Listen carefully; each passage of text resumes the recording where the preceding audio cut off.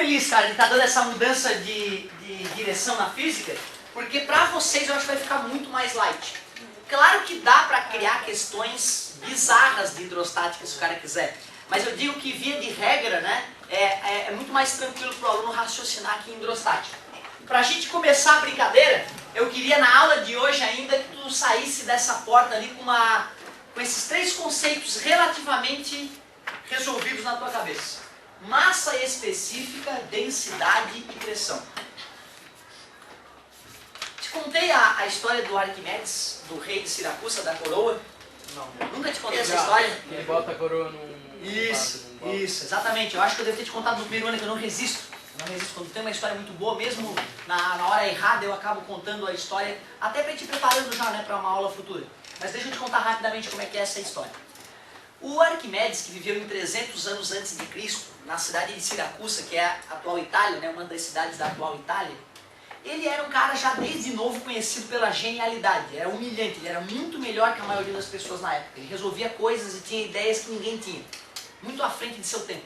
Eu diria que se ele vivesse hoje, né, mesmo com o intelecto que ele adquiriu na época dele, ele era um cara que faria frente a muita gente de hoje em dia. Por isso eu me sinto às vezes tão idiota, de saber que, né, 2000 anos atrás, uns caras já me botavam no bolso em relação a várias coisas, né? É minha coisa meio assustadora. Porra, tô em 2000, caramba. Eu não vou conseguir superar um cara de 2000 anos atrás, não é possível, né? Mas fazer o quê, né? Nem todo mundo tem uma capacidade muito acima da média. Se bem que eu acho que a capacidade é adquirida, sabe? Mais do que inata. Mas o Arquimedes, então, ficou amigo do rei de Siracusa, do cara que mandava na região lá, né? Amigão dele. Tudo que era encrenca, pô, chama o Arquimedes que ele vai resolver pra gente. E aí o rei de Siracusa foi presentear a rainha e mandou fazer uma coroa de ouro da mais alta qualidade. Pegou lá ouro, né, 18 quilates e entregou uma certa quantidade de ouro ao ourives real e falou: querido ourives, faça a mais bela coroa para a minha rainha. O ourives ficou meses trabalhando na coroa e num certo dia veio entregar a coroa pronta para o rei. O rei ficou muito satisfeito com o trabalho, um trabalho muito bonito. Mas alguma coisa dentro do rei falava: esse filho da mãe roubou ouro. Claro que o rei botou a coroa na balança e tinha a mesma massa de ouro mais brilhantes que ele havia dado ao ourives. Então aparentemente o ourives tenha sido honesto. Mas não sei, o rei estava desconfiado. E ele pensou: como é que eu vou poder enforcar esse filho da mãe? Como é que eu vou provar que ele me roubou? Né? Porque é assim, naquela época, tu sabe, né? Errou, morre. E aí o cara chamou o Arquimedes. Manda chamar o Arquimedes que ele vai resolver essa pra mim. E ele contou a história para o Arquimedes. Arquimedes, acontecendo assim, assim, assado, eu tenho que pegar esse filho da mãe se ele estiver me roubando. O Arquimedes foi para casa muito intrigado com a questão, pensando muito sobre o assunto. O que eu vou fazer para resolver essa história? E na hora que ele vai tomar banho, ele entra na banheira dele, que estava um pouco mais cheia do que ele esperava, e quando ele mergulha o corpo dele na banheira, ele escuta a água escorrendo para fora da banheira e caindo no chão. Aquilo foi um estalo. Ele descobri. Ele ficou tão excitado com a descoberta dele que ele saiu pelado correndo pelas ruas de Siracusa, gritando: Eureka! Eureka! Que na língua deles na época significa descobrir. Ele bateu nas portas do castelo ainda nu. Os guardas reais obviamente cobriram ele antes de levar o rei. E ele, em êxtase, explicou: querido rei, descobri. Vamos pegar o cara. O negócio é o seguinte: nós vamos pegar uma pepita de ouro puro. Vamos mergulhar a pepita de ouro num vasilhame com água. A água vai subir, não vai? E com isso nós determinaremos o volume da pepita de ouro puro. Tudo bem? Vamos botar a pepita de ouro na balança e vamos achar a massa da pepita de ouro. Tranquilo? Eu sei a massa e sei o volume da pepita de ouro. E isso é uma característica do ouro. Vamos pegar uma pepita de prata pura. Vamos botar na balança para achar a massa. Vamos mergulhar num potinho com água para medir o... E aí nós vamos achar a massa e o volume para a prata pura. E aí vamos fazer a mesma coisa com a coroa da sua rainha. Se a relação massa-volume não der nem a do ouro, nem a da prata, der intermediária, quer dizer que o ourives misturou prata no ouro que o senhor deu para ele. Dito e feito. Confirmaram que o ourives tinha roubado o rei e ele foi enforcado em praça pública. Certo? Tu vê que loucura, cara. A primeira vez na história que um ser humano resolveu usar a ideia de densidade, que hoje é uma ideia comum em nossas vidas, foi o filho da mãe do Arquimedes, 300 anos antes de Cristo. e ainda um cara morreu em função dessa ideia. Bizarro, né? Uma ideia que hoje é indispensável para a sociedade moderna, indispensável, tirou a vida de outras pessoas há tempos atrás, né? E essa é só uma das historinhas do Arquimedes que tu conhece, aquela do navio encalhado também, né? Foda, o cara é foda, o cara é foda. Então olha só, originalmente, pessoal, a galera não pensou muito a respeito do que significava a relação massa-volume. Hoje em dia nós sabemos que pegar a massa de um corpo e dividir pelo seu volume é a densidade. Professor, já que isso é a densidade, por que existe massa específica que é a mesma coisa, massa sobre volume? É porque, na verdade, galera, massa específica é para uma substância. Vou explicar. Se tu quiser calcular a densidade dessa cadeira, tá tranquilo. Tu mergulha a cadeira num negócio com água, vê o quanto a água subiu. É o volume da cadeira. Tudo bem? Bota a cadeira na balança, vê a massa. E divide massa por volume. Vai dar a densidade da cadeira. Tu jamais poderia fazer isso com massa específica. Porque essa cadeira não tem uma massa específica. A espuma da cadeira tem. Se tu quiser pegar um quadradinho de espuma e calcular a massa específica da espuma, tudo bem. Se tu quiser cortar um pedacinho desse aço aqui e tirar a massa específica do aço, tudo bem. Agora, de um corpo desse que é cheio de materiais diferentes, não se fala em massa específica, se fala em... Isso é só por organizar. É só por organizar a fala. Na verdade, é a mesma coisa. Só que é errado falar, por exemplo, que o ouro tem uma certa densidade. O ouro tem uma certa... A coroa da mulher lá tem uma certa densidade. Que é a coroa, não é o ouro. Tá entendendo? Objetos a gente calcula a densidade. De substâncias a gente calcula a massa específica. O alumínio tem uma densidade e uma massa específica. Massa específica. O tripé que é feito de alumínio, ele tem uma densidade, ele tem umas partezinhas que são de plástico. Então, se fosse calcular a densidade toda do tripé, não ia dar igual ao do alumínio, em função dele não ser só de alumínio. Beleza? Tranquilinho, galera? Nada demais, é nomenclatura. Fala, tá, não, eu ia perguntar sobre um negócio do tripé que você está falando. Se ele fosse todo de alumínio, dá para calcular. Aí ia acabar coincidindo. Se ele fosse inteiramente de alumínio, aí tu calcular a massa específica do alumínio e a densidade do objeto inteiramente de alumínio dá igual. Mas também não te esquece, na hora de medir o volume dele, tem que deixar entrar água na parte oca. Tá? Isso é uma coisa importante, ó, massa específica só para objetos maciços. Um objeto oco, né, vai alterar, né, a densidade dele, concorda comigo? E densidade vale para tudo, na verdade. Densidade pode calcular sempre. Agora, massa específica é para objetos maciços, geralmente para uma determinada substância ou material. E puros, tá? Puros. Se bem que assim, ó, dá para falar da massa específica do latão. Latão é uma mistura de níquel, cobre e zinco, não é isso? Né? O latão, quando a gente fala, é latão, não quer dizer que é uma lata grande. Latão é uma liga metálica, uma mistura de níquel, cobre e zinco, se eu não me engano. Certo? É uma muito boa de trabalhar, oxida pouco comparado com ferro, tem um preço bom, certo? Então é o famoso latão. Então eu posso dizer que o latão tem uma massa específica, mesmo ele sendo feito de mistura de outros metais. Tá beleza? O mais importante ali é o objeto não ser oco, o mais importante, a maior diferença. Mas como ele é uma mistura, a densidade não vai mudar dependendo de quanto botar de cada coisa? Sim. Mas então como ele pode ter uma massa específica? Não, é que tem latão 1020, latão 9 é tipo aço. Cada tipo de aço tem uma certa especificação. Quando tu vai comprar, por exemplo, aço 1020, tu pode comprar aqui na China ou tudo como eles estão. Os caras vão te entregar o mesmo aço. Porque é padronizado no mundo inteiro o aço 1020, a maneira de fabricar o aço 1020. Legal, né? Só algumas empresas, por exemplo, fabricar um motor em uma Ferrari, que é de alumínio. Aí não é qualquer alumínio. Só a Ferrari fabrica aquele alumínio. Só a fundição da Ferrari sabe o segredo para deixar aquele alumínio especial, certo? Aí já é outra história, tá? Mas a maioria das ligas metálicas elas já são internacionalmente classificadas para que qualquer fundição no mundo consiga produzir ela com a qualidade desejada. Uma coisa não pode ter tipo qualquer volume, porque dependendo do tamanho do volume vai aumentar, né? E é aí que tá, cara, aí é que tá a ideia da massa específica, que a gente usa a letra grega mi. Aí é que tá. Se eu te der a massa e o mi, tu calcula o volume daquele corpo. Se eu te der o mi e o volume, tu calcula a massa. Ou se eu te der massa e volume, tu descobre a massa específica. E é sempre já bom te preparar, né? Ah, então tá. Ou o cara lhe dá o N e o V, pede a massa específica. Ou ele dá a massa específica e N, pede o volume. Então tu já vai te preparando. Esses três tipos de pergunta aparecem muito. Tá? Pode acontecer mesmo. Galerinha, Outra ideia muito importante que ilude muita gente aí, cara. Volta e meia, tu já deve ter visto aqueles caras aí que passam um caminhão em cima do cara. Né? O fortão, ele bota lá uma rampinha e passa um caminhão em cima do cara. Aí isso, Super Humanos de Stan Lee, aquela história toda. Claro que existem pessoas mais habilidosas que outras. Só que às vezes tu bota uma pitadinha de física na jogada e aí parece que o cara é o He-Man. Não, mas não é isso. Por exemplo, no caso do caminhão que passa em cima do fortão. É claro que ele fez musculação. É claro que os ossos dele são mais resistentes que os ossos de uma pessoa. Porque quanto mais tu traciona um osso, mais ele se calcifica e fica robusto. Isso não tem limite, teoricamente. Certo? Então quanto mais o cara malhar na vida dele, mais a estrutura óssea dele vai ser resistente. Só que tu acha que o cara, o fortão, chamou a TV e foi fazer a demonstração dele, tendo fé de que ele ia conseguir? Não, cara, ele chamou um engenheiro, chamou um médico, mandou fazer as contas, vai explodir o meu corpo, né? Certo? O engenheiro vai lá e calcula. O engenheiro tem noção de quanto é que é a pressão máxima que o ser humano aceita.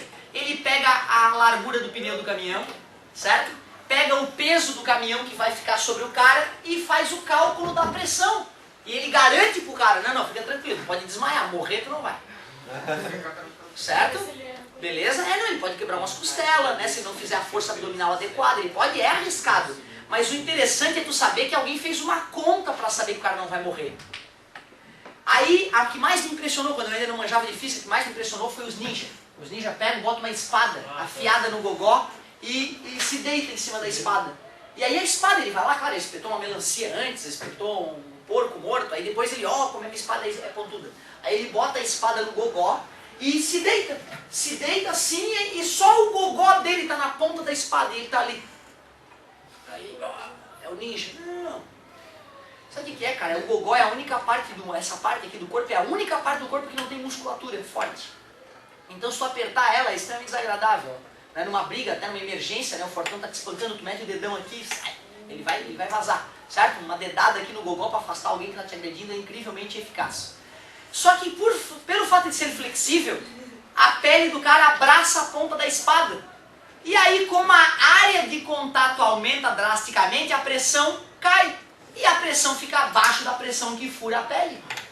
Ou seja, mesmo uma pessoa que não tenha estudado anos de ninjitsu, ela consegue fazer com treino, com técnica.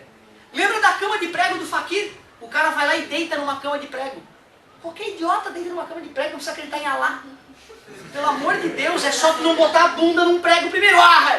Tu tem que deitar de uma forma que tu já coloque vários pregos debaixo da tua pele ao mesmo tempo. É só ter técnica para deitar. Qualquer um pode deitar numa cama de prego, não precisa rezar para isso, certo? Eu já sentei numa cadeira. Não, inclusive alguns, na PUC eu acho que tem isso, na PUC, exatamente, eles fazem justamente isso para a galera lembrar desse detalhe. Né? Sem contar outras coisas, que eu estou me concentrando aqui na matéria de hoje. Mas só por curiosidade, tu sabe quem é o campeão mundial de correr sobre brasa? Um professor de física norte-americano. Por quê? Porque ele estudou o fenômeno e aprendeu como caminhar. E ele nem faz meditação. E ele ganha dos caras que meditam. Sabe? Porque ele aprendeu como é que se movimenta o pé para correr. Ou seja, não é o cérebro que te permite vencer a brasa. É a maneira como tu corre, porra. É a maneira como tu corre. Se tu estuda a maneira como tu corre, tu vira um ninja de caminhar sobre a brasa. Né? Mesmo não sendo yogi ou coisa parecida. No fato da experiência do cara lá que botou a coroa no balde, não tô lembrando o nome lá. Senhor, que benção. Eu tenho um balde de 10 centímetros, aí eu boto a coroa mergulhada. Se o balde, por exemplo, ele tem 1 metro, não vai subir mais a água? Tá falando da espessura, não, né? Exatamente assim, da profundidade, porque a pressão não tem a ver, quanto mais a coroa cai, mais a água vai subir. Tá, na verdade é o seguinte, o que importa é o seguinte, cara, se a coroa tem 20 ml e eu mergulhar a coroa na água, quantos ml a água vai subir? Então não interessa o pote que tu usa. Só que o pote tem que ter uma marcação adequada. Tu não pode simplesmente medir a altura que a água subiu. Mas a pressão não vai influenciar? Nesse caso não. Se o corpo estiver totalmente mergulhado, ele vai ocupar o volume que ele tem de água, então vai subir aquele volume. Mas eu concordo contigo, se tu vai fazer a experiência num potinho fininho e mergulha a coroa, a água sobe bastante naquele potinho fininho. Se tu vai mergulhar numa piscina olímpica, a coroa d'água, tu nem vai ver a água subir, mas ela subiu. Certo? Mas tu não vai ver ela subir porque tu deslocou a água da piscina toda, né? E como ela é grandona, então 1 milímetro de água de profundidade é um volume imenso. Concordas comigo? Então o teu raciocínio está correto. E eu estou pensando o seguinte, que tu pegou um potinho da tua casa que tem os mLs. Então tu mediu o quanto a água subiu através da marcação do potinho, não através da altura que a água subiu, simplesmente. Pega lá então na tua casa hoje potinhos de diferentes tamanhos, tu vai ver que a marcação é diferente. Os 100 ml de um não é na mesma altura dos 100 ml do outro. Porque o volume não depende só da altura, depende da largura do potinho, bem como tu pensou. Tá? Então teu raciocínio está tranquilo, legal. Pessoal, falei de pressão e não te contei o que é pressão, né? Pressão, meus amigos, é tu pegar uma força e distribuir em uma área. Parabéns. Essa é a definição de pressão. Força sobre área.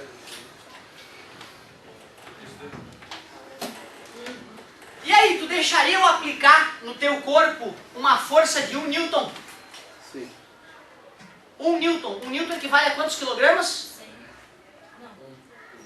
0,1. Parabéns, garoto. 1 quilo são 10 newtons. Então 1 Newton é 0,1 quilograma. São 100 gramas. Caramba, 100 gramas. Isso aqui, ó. Tu deixaria eu fazer uma força de equivalente a 100 gramas, ao peso de 100 gramas no teu corpo? Tu tá louco. Tu tá pirado. Nunca deixe fazer isso. Jamais. Se eu pegar uma agulha e fizer uma força de 1 Newton, eu posso atravessar o teu peito, o teu coração e te assassinar com 1 Newton. Ah, dependendo do objeto. Claro, tu tens que perguntar o seguinte, não, peraí, professor, qual é a pressão que tu vai fazer na minha pele? A tua pele não resiste à força, meu querido, a pele resiste à pressão. Por isso que o fortão sobe o caminhão em cima do corpo dele e não rompe o peito dele. Porque apesar de a força ser de toneladas, a pressão é baixa, porque o pneu do caminhão é largo. Beleza? A faca, cara, pega a faca, tenta cortar com as costas da faca. Tu usa uma força muito maior e não tem o mesmo efeito, porque as costas da faca tem uma área grande, distribui a força. Vira a faca, corta pra caramba, né? Com uma força menor, a pressão fica maior. Por quê? Porque a área de uma faca bem afiada é bem pequenininha. Tá beleza? Então tomem cuidado, a gente geralmente tá preocupado com que força o cara vai encostar em mim. E não interessa só a força, tem que ver a força e a área, certo? Então às vezes, tu recebeu uma dedada é muito mais agressivo do que receber um tapa, não é isso? Porque a dedada vai ter poucos pontos de contato com o teu corpo e o tapa não. O tapa justamente o pai bate com o tapa na mão, com a mão aberta, para justamente a pressão ser menor no filho e não agredir demasiadamente o filho. Eu te confesso que eu sou absolutamente contra a bater.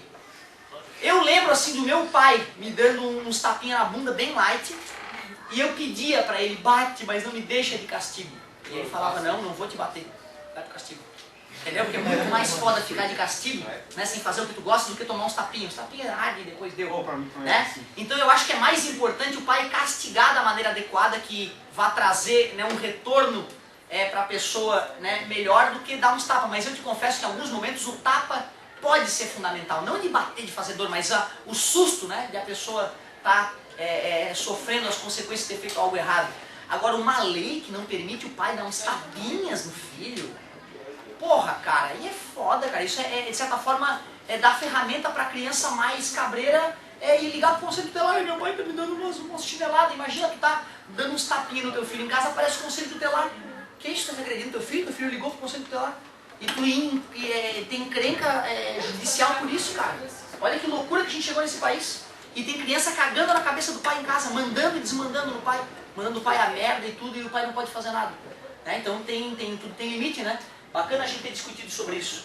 Galerinha, nos Estados Unidos tem o direito, sabia, né? Os Estados Unidos tem o direito de bater no teu filho. Não de fazer ele sangrar ou deixar ele machucado, mas dar tapas no teu filho em função de algo errado, tens o direito, está em lei isso. Pode dar tapa no teu filho se for preciso, para educá-lo. Bacana, né? Pois é, estamos chegando, né? Galerinha, essas fórmulas aí, quantas coisas eu te dou? 2 aí, tu calcula uma, né? Que se eu te der as 3, tu só pode fazer a prova real se está funcionando. Todas elas têm a mesma cara matemática, não é? Tá dividindo, passa. Tá multiplicando, passa. Show de bola, é isso que tu vai precisar. Temos 8 minutos. Eu vou passar a tua tarefinha e vou te pedir para que tu pelo menos leia as questões da tarefa para ver. Essa aqui eu não vou conseguir. Se tu achar que vai dar para fazer tudo, de repente arrisca uma só, tá? O bacana é tu me chamar se tu vê que essa aqui não vai rolar. Aí tu já me chama pra gente já resolver a dúvida e tu conseguir fazer a tua tarefinha. Então é obrigatório começar agora, tá?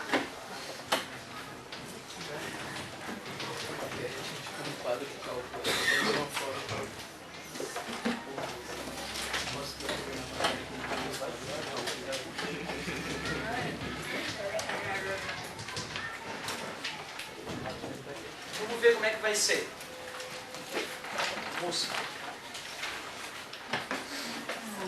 Ó, ele até começa treinando transformação de unidades. Legal, isso aqui eu vou querer fazer também já já, mas primeiro eu quero outras coisas.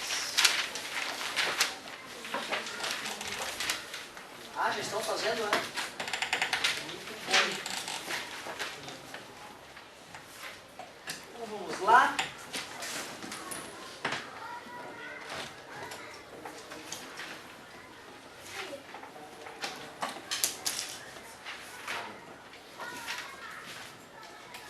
Página 33, dá para fazer o exercício 5, que tem cheiro de prova.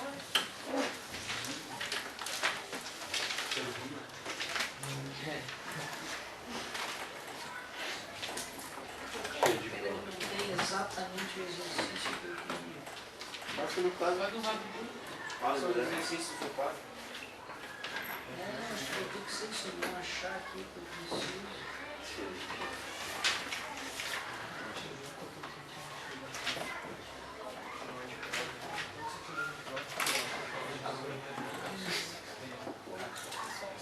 Um só da apostila, os outros vão ser extra, então.